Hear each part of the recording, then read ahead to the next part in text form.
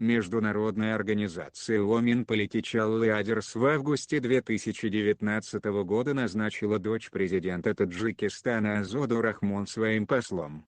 Руководителю аппарата главы государства выдали специальное свидетельство, пишет «Спутник».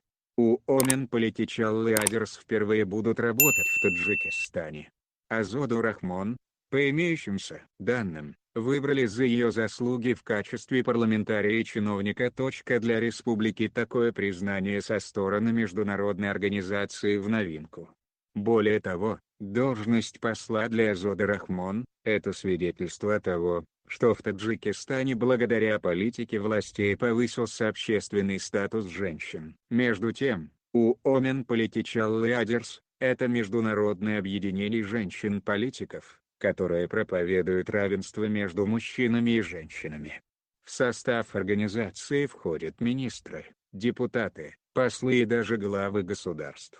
Цель WPL – позитивное изменение в мире. Азоде Рахмон сейчас 40 лет. Она начала свою карьеру с должности атташе по культуре и образованию в США в 2005 году.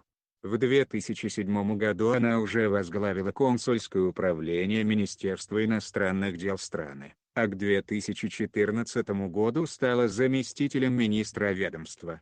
Дочь президента часто выступает на публике, разъясняя гражданам новые законопроекты. Друзья, если вам понравился ролик, подписывайтесь на канал, ставим лайки.